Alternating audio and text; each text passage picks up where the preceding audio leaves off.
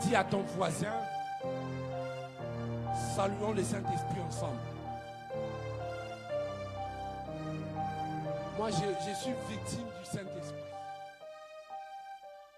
Je suis esclave du Saint-Esprit. Je suis tellement dépendant du Saint-Esprit. Père, ne te révèle pas selon ou à la mesure de mon onction. Sinon, la gloire qui doit être lâchée ce matin ne pourra pas toucher tout le monde. Père, révèle-toi selon la grandeur de ton nom. Elohim, Adonai, El Gibor, Jéhovah Nissi, Jéhovah Shama, El Lion, Jéhovah Tchikenu, El Gibor. Seigneur, par la puissance de la parole, tu as créé le monde. Au commencement était la parole. Et la parole était avec Dieu. Et la parole était Dieu. Alors que je suis sur le point d'annoncer ta parole. Saint-Esprit, approuve ta parole. Approuve ta parole. Elle n'est pas la mienne. Je suis ce porte-parole ce matin. Merci Saint-Esprit. Que Dieu te bénisse. Que Dieu te bénisse. Parce que pendant qu'il est en train de jouer, je suis en train de voir un ange. Je suis en train de voir un ange. Cet ange-là avait 6 ailes. Et par là, je peux comprendre qu'il ne s'agit pas de n'importe quel esprit. Yes. D'ailleurs, ce n'est même pas un ange, c'est un esprit. Yes. Rien que par les 6 ailes, vous allez comprendre dans Ésaïe s'il s'agit de quel type d'esprit. Yes. C'est les séraphins. Amen. Quelqu'un lit la Bible? Yes. Ésaïe chapitre 6, on parle de quel type d'ange? Les séraphins. Ce sont des êtres. J'utilise le terme ange pour faciliter la compréhension des gens. En réalité, dans le ciel, tous les esprits ne sont pas des anges. Avance. Les séraphins ne sont pas des anges. Avance. Les archanges ne sont pas des anges. Les chérubins ne sont pas des anges. Yes. En fait, la Bible dit ceci. Ne sont pas tous des esprits que le Seigneur a envoyés pour exercer un ministère en faveur de ceux qui doivent hériter.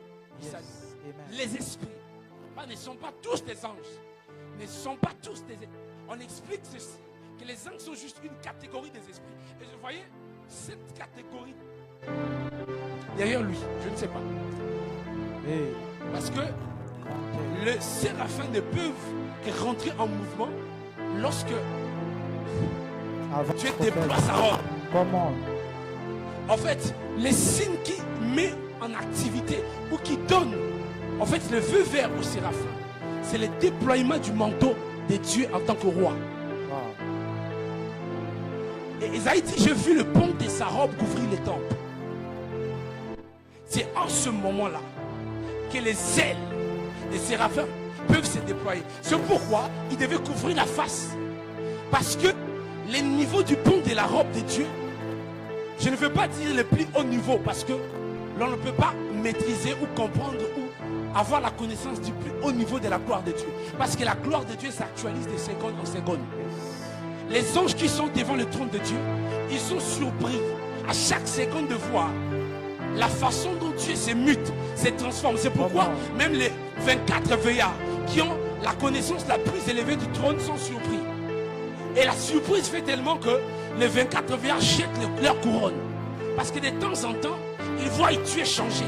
Ils voient Dieu leur révéler une autre partie de sa gloire. Mais parmi les différentes dimensions de la gloire de Dieu, la dimension du pont de la robe de Dieu, c'est une dimension qui fait de telle enseigne que même certains anges ne peuvent pas s'approcher. C'est pourquoi même et les séraphins qui sillonnent là où la gloire au fait de la robe se manifeste, quand cette gloire se manifeste, ils couvrent leur visage. Parce que même eux, ils ne peuvent pas regarder ces niveaux de gloire. C'est pourquoi Dieu a dit à Moïse, personne ne peut voir ma face et vivre. Mais c'est le même Dieu qui va dire à Aaron et Myriam, je parle avec Moïse face à face. Et les face à face dont Dieu parle ici, c'est une autre dimension de la gloire de Dieu. Parce que chaque dimension de la gloire de Dieu possède une facette de Dieu. C'est pourquoi encore dans Apocalypse, l'on parle des 4 facettes. Mais quand Dieu était en train de parler à Moïse, que personne ne peut voir ma face et vivre, Dieu parlait à Moïse d'une facette que personne d'autre peut voir. si ce n'est que c'est lui qui porte la forme de Jésus. Avance. Mais je m'aurais dit, Annonce. cette facette que Moïse n'a pas pu voir dans l'ancienne alliance, mais après que le voile du temple soit déchiré, au château va dire son, les soubles de la cache, que Dieu a permis à ceux qui expérimentent la plus haute dimension de l'intimité le voient. Et quand cette gloire se déploie, les séraphins, eux, ils n'ont pas toujours droit de voir ces niveaux de gloire. Ils doivent toujours couvrir leur face. Parce que les deux ailes couvrent la face. Les deux autres ailes couvrent le pied. Afin qu'ils ne laissent pas les traces. Et les deux autres ailes servent de voler au-dessus de la gloire. Maintenant, nous les autres, qui avons eu accès par le sang de Jésus, nous ne regardons pas avec nos yeux. Nous regardons avec les yeux de Jésus. Parce qu'il a dit, je suis la tête et vous, vous êtes la queue. Lorsque nous accédons dans cette dimension de gloire, étant le corps du Christ, nous pouvons contempler. C'est pourquoi il a dit, oh, Paul a dit ceci. Nous qui contemplons la gloire de Dieu comme dans un miroir, mais nous sommes transformés en la même image de gloire en gloire. Et je te dis qu'il y a un niveau de gloire qui ne peut s'activer que par l'adoration. C'est pourquoi lorsque au château va dire souple des vases et raclève la diacombe va dire son, lorsque tu comprends que la plus haute dimension du combat spirituel c'est l'adoration, et tu vas atteindre ce niveau où Dieu va commencer à te faire grâce de voir des êtres que n'importe qui ne peut voir. Prophète, le patriarche allait l'autre avant sa mort, il avait atteint tellement le plus haut niveau de l'adoration que sa femme dit, avant que mon mari meure, les anges venaient le réveiller pour prier. Il adorait avec les anges. Et mon mari parlait une langue que je n'écoutais pas.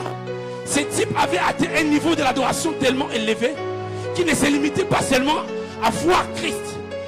Dieu, lorsqu'il adorait, les anges s'associaient avec lui. Parce qu'il y a un niveau d'adoration aussi que les anges ne peuvent pas faire.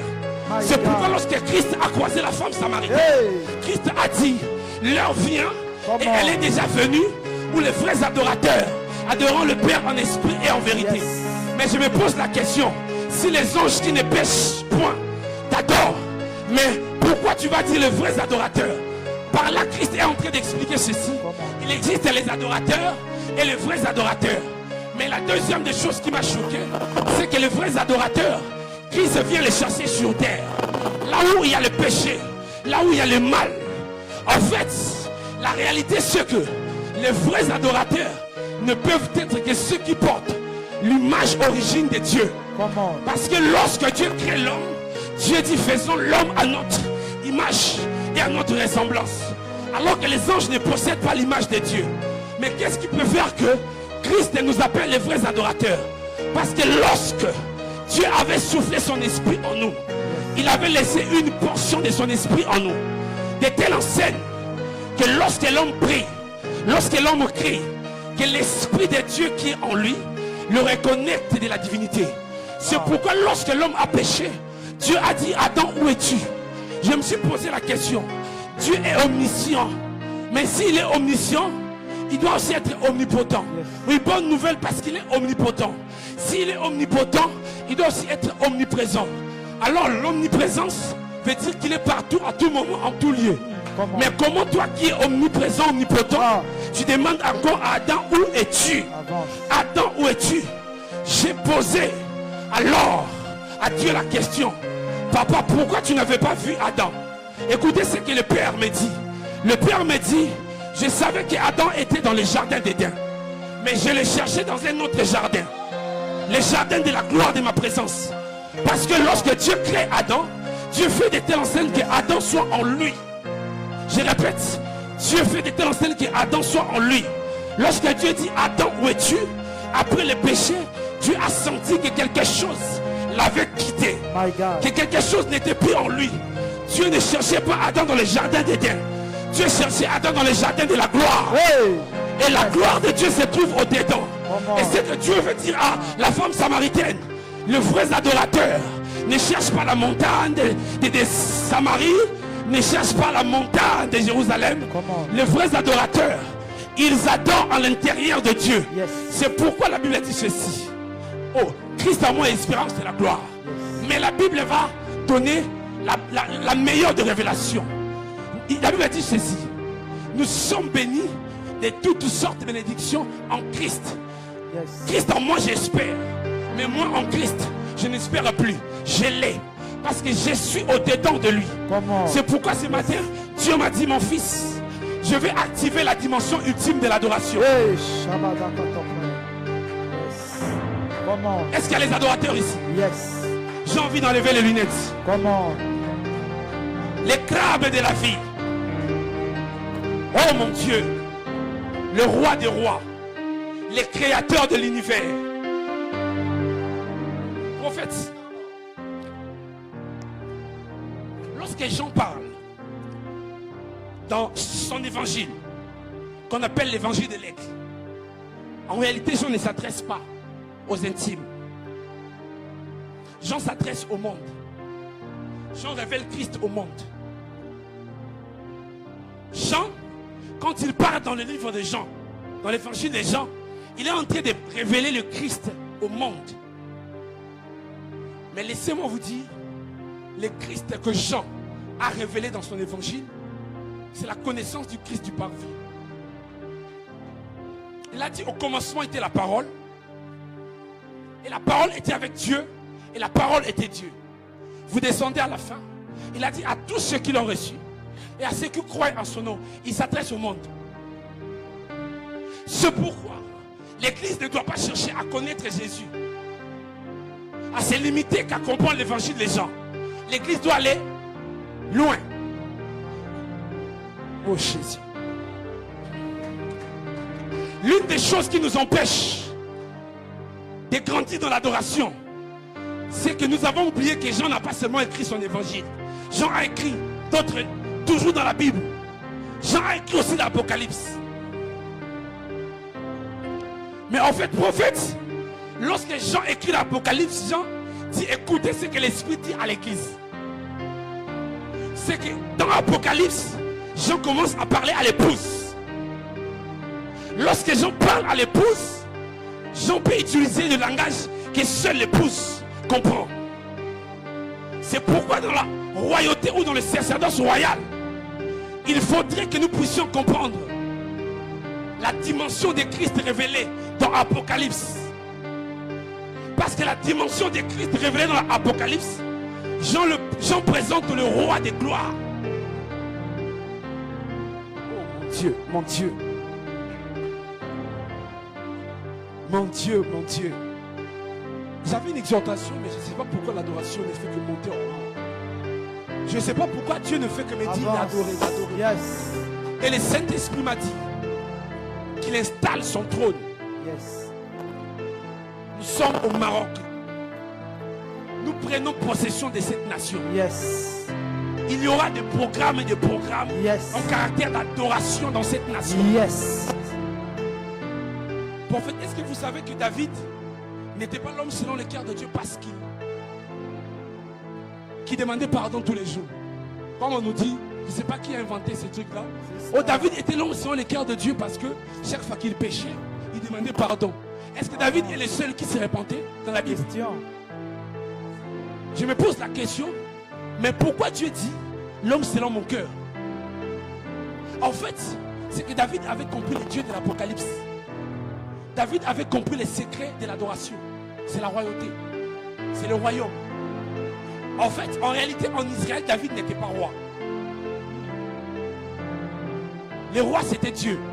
Et David était conscient de ça. David, il n'a pas permis durant son règne qu'il y ait un autre Dieu en Israël.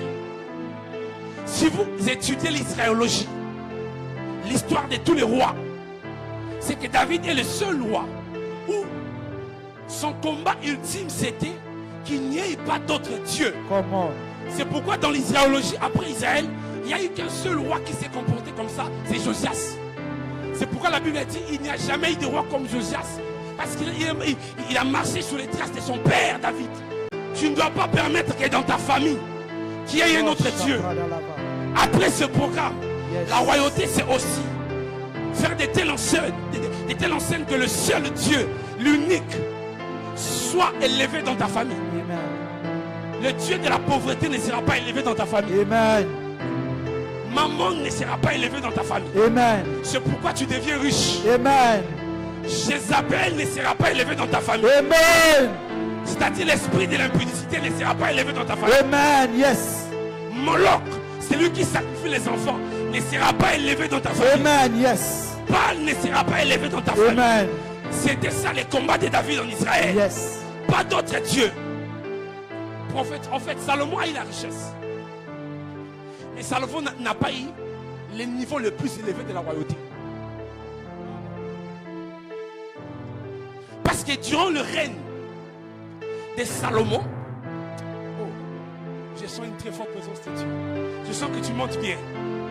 Il y a eu plusieurs divinités. Il a fait rentrer l'idolâtrie avec plusieurs femmes. Mais durant le règne de David, il n'y a pas eu plusieurs divinités. En fait, David avait le secret de l'adoration. Prophète, je vais me permettre de dire une chose. Lorsque Dieu avait donné à Moïse l'ordre de construire l'arche, voulez-vous qu'on lise ce texte? Oh mon Dieu. Exode chapitre 31, le verset 1 au verset 6. Qui peut lire pour moi, s'il vous plaît? Les prophètes disent une voix féminine. Moi, j'ai dit n'importe quelle voix. Oh, Exode chapitre 31 du verset 1er au verset 6. Je lis au nom de Jésus. Oh, l'adoration. L'Éternel parla à Moïse et dit: Sache que j'ai choisi Betsaléel, fils d'Uri, fils de Hur de la tribu de Juda.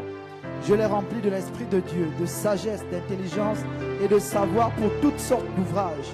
Je l'ai rendu capable de faire des inventions, de travailler de l'or, l'argent et les reins, de graver les pierres, enchâsser, de travailler le bois et d'exécuter toutes sortes d'ouvrages. Et voici, je lui ai donné pour aide Oliab, fils d'Achimac, de la tribu de Dan. J'ai mis de l'intelligence dans l'esprit de tous ceux qui sont habiles pour qu'ils fassent tout ce que je t'ai ordonné. Amen. Oh mon Dieu. En fait, l'arche, c'est le secret de l'adoration. Parce que c'est dans l'arche que se trouve la parole de Dieu. C'est dans l'arche que se trouve les deux chérubins protecteurs à des ailes déployées. Parce que vous devez le savoir que les chérubins ne sont pas avant tout des anges de l'adoration. C'est le second rôle qu'ils occupent. En fait, en réalité, le premier rôle, la parole de Dieu me donne envie de rire. Avance. En fait, je sens que le Saint-Esprit me chatouille. Écoute. Il arrive des moments comme ça, je prêche. Le Saint-Esprit me donne envie de rire. Et ce sont souvent des rires prophétiques. Et ça annonce souvent des bonnes nouvelles. Comment? Mais tu ne sais pas, mais je prie que cette bonne nouvelle soit la tienne. Amen. Yes. En fait, les chérubins sont avant tout des protecteurs de la connaissance. Parce que lorsque Dieu a créé le monde, Dieu a fait de telles enseignes qu'il y ait des savoirs qui ne soient pas accessibles à tous. Dieu a créé une catégorie d'esprits qui verront à ce que ces savoirs ne soient seulement accessibles à certaines catégories de personnes. C'est pourquoi lorsque Adam a péché, Dieu a placé deux chérubins protecteurs à ciel déployé pour protéger l'arbre de vie. Parce que Adam ne pouvait plus avoir. En fait, l'arbre de vie ne donnait pas seulement la vie éternelle. L'arbre de vie donnait aussi la connaissance. Or, l'adoration est la découverte de Dieu comme un arbre. Parce qu'en réalité, la meilleure des formes qu'un homme spirituel puisse atteindre, prophète, ce n'est pas l'aigle. Parce que des fois on dit je suis un aigle. La meilleure des formes qu'un homme spirituel et illuminé puisse atteindre, ce n'est pas les lions. Les esprits les plus élevés dans le monde spirituel sont représentés par des arbres. C'est pourquoi pour faire tomber Babylone, Nabucodonosor, c'est que cet esprit illuminé était devenu un arbre, oh mon Dieu, élevé. Raison pour laquelle Jésus, dans sa forme la plus élevée, il est l'arbre. Il est l'arbre de vie. Parce que dans la dimension de l'arbre, tu crées des branches, des branches, des branches, des branches, des branches. Oh, Chatou, ça va dire Yes. que l'on prédique à qui a soupatibanias. C'est pourquoi, lorsque un homme atteint la dimension de l'arbre, il devient un esprit qui transcende, qui dépasse les générations. Yes. Prophète, je me pose la question. Les pharisiens disent à Jésus, Abraham est notre père. Ils ont présenté leur père. Et ce qui est vrai, parce que nous sommes tous liés à l'alliance d'Abraham. Mais Jésus dit qu'avant qu'Abraham soit, je suis. Prophète, Jésus est en train de faire comprendre aux enfants d'Israël, aux pharisiens, que l'arbre d'Abraham que vous connaissez, qui vous donne la force, qui vous donne la promesse, cet arbre n'est pas élevé à la hauteur de ma royauté. Waouh! Je me dis, qu'est-ce que Dieu veut expliquer? Et c'est pourquoi vous allez comprendre dans le domaine de la royauté, Abraham n'est pas le plus fort des rois. Mais j'ai vu Christ rentrer dans Jéricho. Il y avait la foule. Prophète, lorsque Christ marchait, le patriarche sait que il y avait du monde. Plusieurs personnes criaient. Il est impossible, lorsque les gens crient et qu'il y a une foule, que vous puissiez fixer l'attention sur une voie particulière. Sauf que dans la foule, il y avait un homme qui était aveugle. Il s'appelait Bartimée, fils de Timée. Lui, pendant que d'autres criaient, Jésus, il passait. Mais lui, il a dit, fils de David. Yes. Oh Jésus, lorsqu'on a dit avant qu'Abraham ne soit, je suis, tu as exprimé aux enfants d'Israël qu'Abraham c'est rien. Qu'Abraham c'est rien. Mais lorsque Bartimée dit fils de Timée, il se tourne. Parce que Bartimée avait rappelé à Jésus un arbre que lui dans sa royauté respectait. Wow. L'arbre qui avait compris Dieu comme le seul roi qui doit être élevé sur le trône. Oh mon Dieu, oh mon Dieu. Avance. Prophète, est-ce que vous savez que Abraham, il s'est humilié quand il est parti en Israël, en Égypte plutôt, parce qu'il a menti, il a donné sa femme. Lorsque Abraham donne sa femme, présente Sarah comme sa femme, c'est que vous devez savoir que la femme est la représentation de Dieu dans la vie d'un homme. Wow. La Bible dit lorsque Dieu créa la femme, le terme utilisé est les airs, qui veut dire un secours. Et lorsque Dieu dit que Dieu créa la femme, en fait il tira la femme de la côte de l'homme, c'est que Dieu est en train de donner à l'homme la révélation, le secret de la connaissance. C'est la femme. J'aimerais dire à quelqu'un, la femme donne accès à la connaissance. Et la femme est, je dirais, est l'autel qui enseigne le mieux l'adoration. Et c'est pourquoi Abraham ne peut pas être l'arbre le plus élevé dans le domaine de la royauté devant Christ. Parce qu'il a donné sa femme. Wow. C'est pourquoi Isaac non plus ne peut pas être père. Parce que lui aussi a menti pour sa femme. Donc Jacob aussi ne pouvait pas être l'arbre. Parce que lui aussi n'a pas eu la capacité, la possibilité de prendre la femme qu'il voulait. Alors que David, lui, il est parti prendre Bathsheba. Je me suis posé la question. David avait forniqué avec la femme d'Uri. Mais Seigneur, tu as envoyé Nathan pour punir David. Mais pourquoi tu as encore permis que Salomon naisse? Que Salomon naisse dans le ventre de Bathsheba. C'est qu'il existe des ventres qui sont configurés pour porter des rois. My God. C'est que si, au château va dire ça, prophète, si David n'avait pas pris Bathsheba, Uri allait enfanter un roi qui allait renverser son trône. La Bible dit David s'est élevé au-dessus du trône. C'est que David, avec les yeux de la royauté, a vu que cette femme est une prothèse de roi.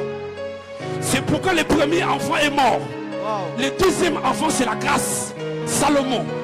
Et Dieu a dit, cet homme maîtrise la royauté, le secret des femmes. Il dit, je ferai de toi l'arbre, référence de la royauté. C'est pourquoi lorsque Matthieu écrit son livre, Matthieu explique la généalogie. Oh, Palou va dire ça. Prophète, normalement la généalogie explique l'arbre. On commence par les plus anciens pour finir par les plus petits. Ouvrez vos Bibles dans le livre de Matthieu. La Bible commence la généalogie de Jésus, fils de David, pas fils d'Abraham. Alors que David est venu après Abraham. Sauf que dans l'arbre généalogique, David est devenu père. Quelqu'un peut dire avec moi père. Père. L'adoration augmente l'âge spirituel de l'adorateur. Yes. Écoutez, l'une des rares fois que Dieu devient l'ancien des jours, c'est quand il doit se révéler comme celui qui reçoit l'adoration. En fait, l'adoration te fait mûrir dans le monde des esprits. Si tu veux devenir un vieillard dans le monde des esprits, ce n'est pas les combats spirituels, c'est l'adoration. Yes. Parce que la capacité à un esprit à grandir dans le monde des esprits dépend du temps qu'il passe devant le trône de celui qui est élevé. Chatou Vadassia. Vous voulez que je démontre ça? Vous voulez que j'aggrave? Vous voulez que j'aggrave? Non, vous ne me motivez pas. Vous voulez que j'aggrave? Que j'aggrave? C'est pourquoi autour du trône de Dieu, il existe des êtres qu'on appelle des vieillards. Je me pose la question, prophète, pourquoi les vieillards sont le seul être céleste que la Bible qualifie et identifie ou donne la forme de vieillard? Et la Bible dit, vos jeunes auront des visions et vos vieillards des songes. En fait, les vieillards, ils sont des vieillards non pas par leur façon d'adorer. Le vieillard, ils sont le vieillard parce qu'ils passent beaucoup de temps dans la présence de Dieu. Mais pas dans n'importe quelle présence.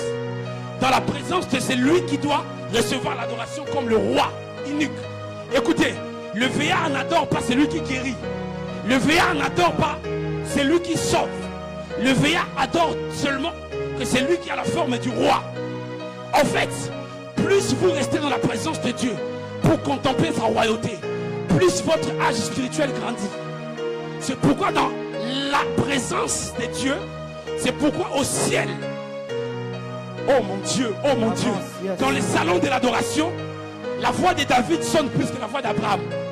C'est la raison pour laquelle Jésus-Christ reconnaît David comme étant le père de l'Israël, c'est-à-dire de la royauté. Dans le monde spirituel, lorsque nous adorons en groupe, la voix qui sonne ou qui retentit, qui émet la voix, le son le plus élevé, c'est la voix qui obtient l'âge le plus élevé dans le monde des esprits. Or, dans l'adoration, il n'y a pas une voix plus élevée que la voix de David. Et c'est pourquoi Jésus, quand il rentrait assis sur les ânesses, on était en train d'élever le fils de David. On était en train d'élever le fils de David. Et raison pour laquelle dans l'Apocalypse, la Bible dit encore que les rejetons de David.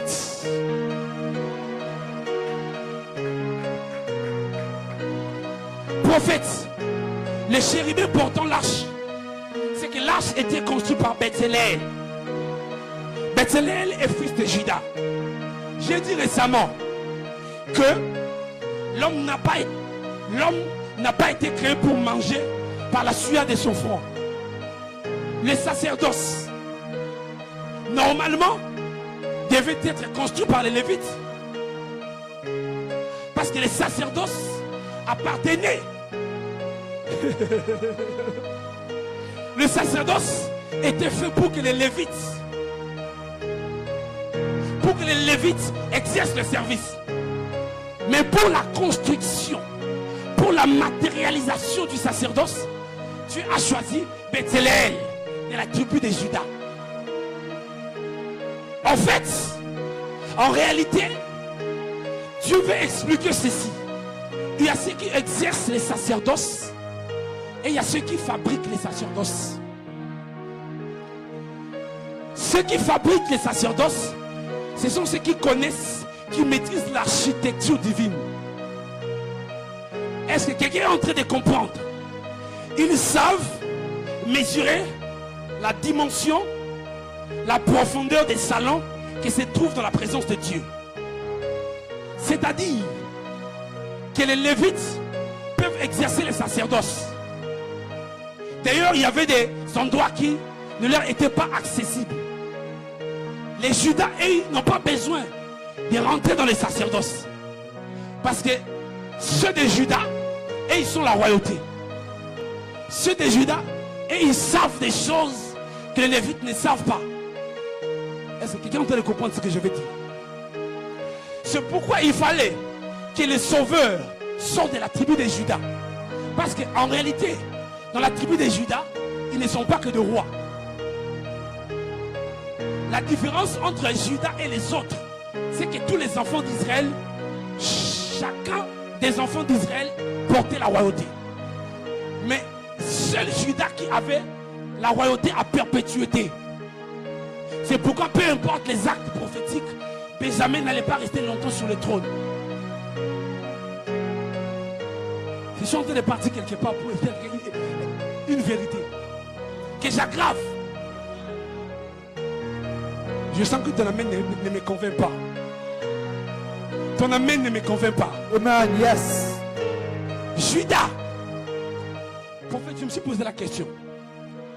Salomon a voulu toucher au pain du temple, aux choses du temple. Dieu s'est fâché. Et Saoul plutôt. Pardon, Saoul. Dieu s'est fâché contre Saoul. Mais est-ce que vous savez que David a mangé le pain? Des propositions. C'était la nourriture des Lévites. Mais Dieu n'a pas frappé. Parce que Judas, il est sacrificateur et roi. Parce que le pain ne peut pas frapper son fabricateur. Prophète, dans le monde des esprits, c'est ceux qui fabriquent qui déterminent la nature de l'impact. Ce n'est pas celui qui vend, mais c'est lui qui fabrique. C'est celui qui crée. C'est pourquoi, lorsque la Bible a dit l'arche revenait, il portait l'arche. Uza a voulu toucher à l'arche, l'arche l'a frappé.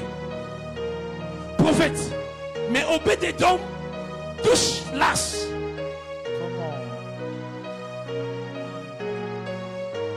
L'arche ne le tue pas. Obed-Edom touche l'arche. L'arche ne le tue pas. Je pose la question, pourquoi? Est-ce que quelqu'un peut me dire de quelle tribu était Obed-Edom? Vous allez comprendre qu'on parle de la tribu des Lévites. Est-ce que vous le savez, les sacrificateurs? Mais sauf que ils habitaient dans le territoire de Dan. Or, Bethléem n'a pas construit le tabernacle seul. Parce qu'il y a deux tribus qui avaient le secret du tabernacle plus que les Lévites. C'est Juda et Dan. Et Dan a donné son territoire à Lévite afin de donner aux Lévites la part de la connaissance architecturale du temple. En fait, ne peut toucher l'arche que c'est lui qui l'a construit. En fait, Obed-Edom n'a pas été sauvé parce qu'il était lévite. Obed-Edom a été sauvé parce que Obed-Edom a la part de Dan. Parce que Dan a donné sa terre à Lévi.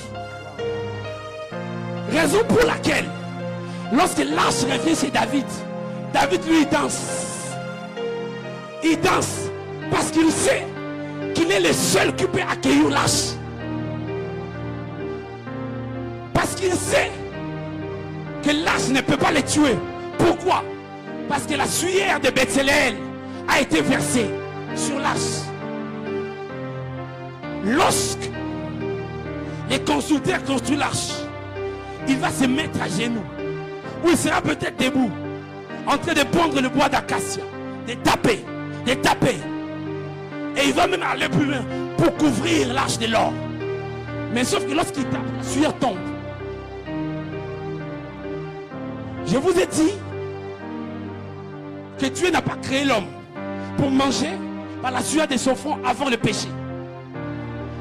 Et c'est après le péché que la sueur devient le salaire de l'homme.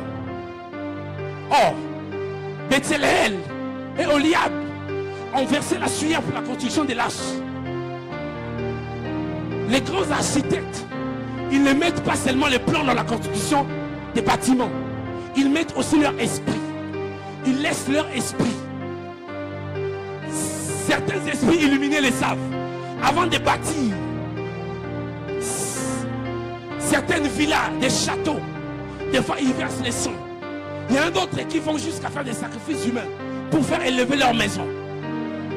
Sauf qu'en versant la sueur lors de la construction, c'est que Judas et Dan ont fait de telle enseigne que l'arche soit redevable à Judas. C'est-à-dire à vie, l'arche ne peut payer, ne pourra payer que Judas. Donc lorsque l'arche arrive dans la maison de David, c'est que David sait qu'il ne peut qu'être béni. Parce que le salaire de ses parents, de ses pères, se trouve dans la construction de l'arche. L'arche ne peut pas tuer son constructeur. J'aimerais dire à quelqu'un, l'une des choses qui font que beaucoup de jeunes de nos jours n'aillent pas loin dans le ministère, c'est qu'ils veulent être des consommateurs de grâce et non des créateurs ou des fabricateurs. Écoutez, ce n'est pas parce que vous vendez les pains que vous devenez son fabricateur. J'aimerais dire à quelqu'un, après ce moment, si tu ne comprends pas ce que c'est l'adoration, on va te délivrer. Mais pour enchérir, afin de finir, Moïse était en train de combattre Amalek. La Bible dit pendant que ses deux mains étaient levées, Israël gagnait. Mais je me pose la question, pourquoi Dieu va exiger que les mains de Moïse soient levées?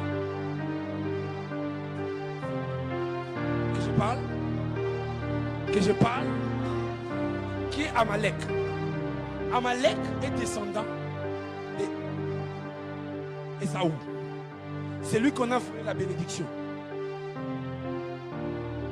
Le main d'Amalek réclame la bénédiction. Le main d'Amalek réclame les dieux. Ceci nous appartient.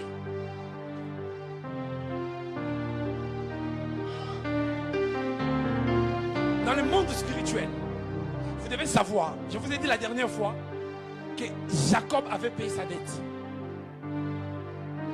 Mais Jacob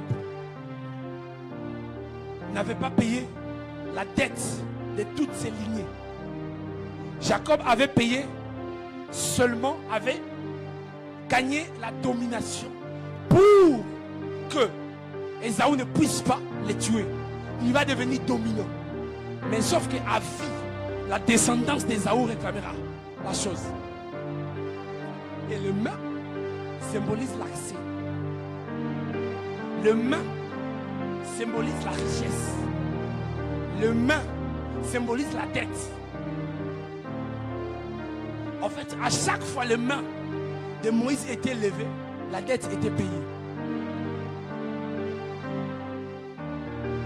Quand la dette est payée, Amalek n'a pas de force. Quand la main descend, l'Israël devient faible.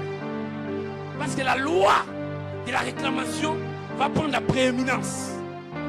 C'est pourquoi il fallait que Hur et Aaron soient là. Parce que seul Judas et Lévi ont la capacité de redonner à l'Israël ce qui a été perdu.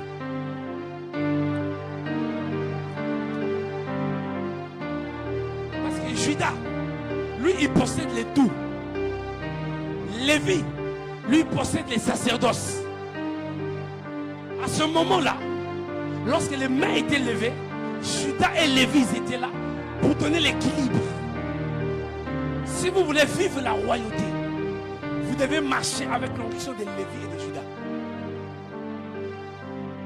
Mais je précise que Judas doit être votre grand frère. Est-ce qu'on peut s'élever?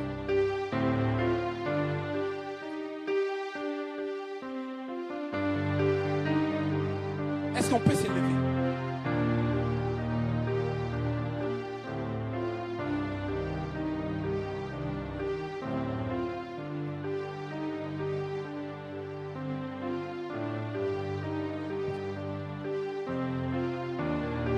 Est-ce qu'on peut élever nous-mêmes? Comme Moïse faisait.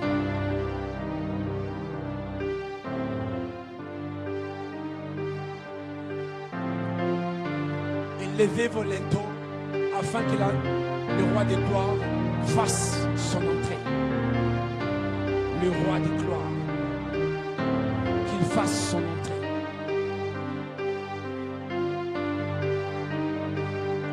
Qu'il fasse son entrée.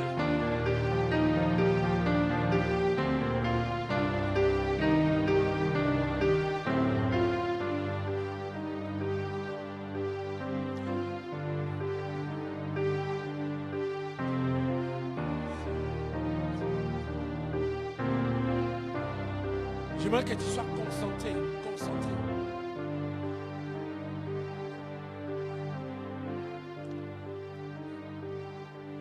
Ensemble, j'aimerais que nous puissions chanter ces chants.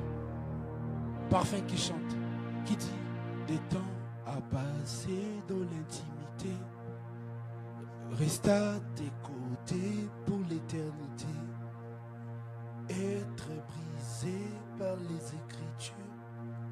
Offrir ma vie comme une monture, c'est là mon désir pour ton plaisir.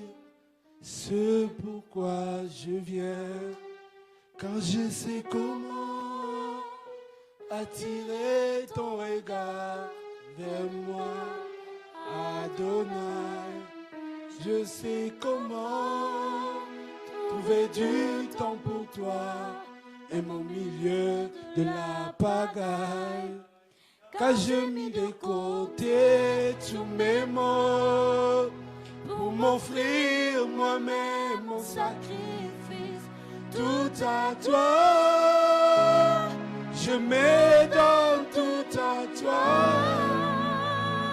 Allez, chantez. Je me donne parfait, Seigneur. Je me donne un parfait pour toi. Je me donne un parfait, Seigneur. Je me donne un parfait pour toi. Je me donne un parfum qui chante, un parfum qui danse, un parfum mélodie.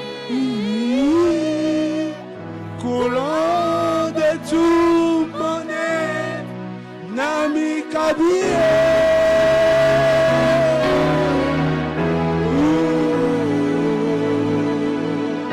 Yes, Nami Kabie. Et quelle vache, Chakaria sauve d'ailleurs. Oh, Bashi, Paya Basata Yababa. Et Bacheka Yababa. Seigneur, reçois l'adoration de tes âmes. Nous nous donnons à toi comme une offrande. Swanga, eh, Shataya Babo.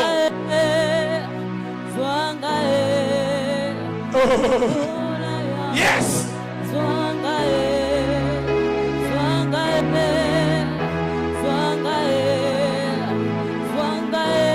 Tu as envie de dire à Dieu, prends-moi. Dieu te prend. Il t'élève. Il te prend pour te déplacer. Il te place dans les sphères de domination. Il te prend. Il te place dans la politique. Il te place dans les domaines économiques. Il te place là où tu dois être. Et il te place. Seigneur, prends-moi. Place-moi sur mon territoire de domination.